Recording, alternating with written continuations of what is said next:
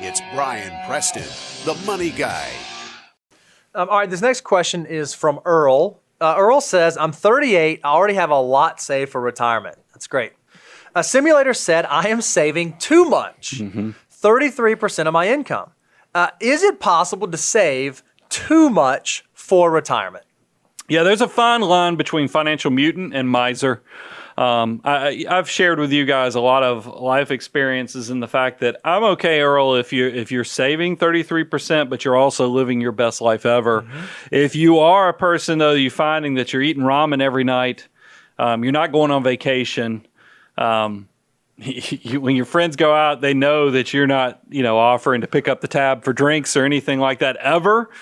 You might be squeezing it a little too tight. So that's why we do give you when we're talking about financial order of operations, we give you the parameters of what you need to be saving kind of by age as well. But 25% for most people who start saving in their 20s and 30s is a good indicator. If you can take your gross income and use one of those percentages, it is supposed to be a freeing indicator, meaning that once you are saving that 25%, you cannot feel guilty. You cannot feel stressed out because it's okay to go enjoy life a little bit more once you cross those thresholds. So if you feel like you're being super tight, that's probably a pretty good indicator that there might be something you need to be taking care of with that money as well. Now, let me play the other side of that coin a little bit. Are you going to tell him to keep saving at 33%? Here's what I'm going to say. I know I have a lot of friends out there. It's hard for them to spend money. They like saving and they get excited from saving. If they find a $100 bill on the sidewalk, they get much more excited thinking about going to put that in their Roth and going and, blowing it at the gas station, right?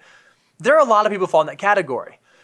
So long as you're not living a miserly life and you're not sacrificing a ton, I think it's okay if you have one of these crazy high savings rates and you're still able to do all the things you want to do the way you want to do, because what that's going to do, especially for someone who's young, in their early 30s, is it's going to provide you opportunities sooner in life to be able to do other things, right? So can you oversave for retirement?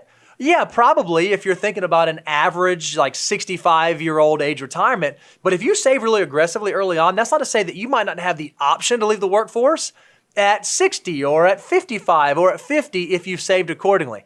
I'm not suggesting you should sacrifice living in the here and now, but don't just go spend money for the sake of spending money. I will give some validity to your YOLO strategy or an anti-YOLO strategy, and the fact that Un-YOLO. Well, people act like, why would I save all that money when I'm going to die before I get to 65? I'm like, look, if you save enough from 20 to 40 or 20 to 45, it does a lot of the work for you. You'd be surprised. I mean, because I'm unfortunately old enough now that I'm reaching those levels. And what's great, because I was tight early, I feel like I am living the YOLO life as a financial mutant, meaning that I can go on vacations that cost more than I made in my first year out of college because I made so much sacrifice earlier. But I still want to go back.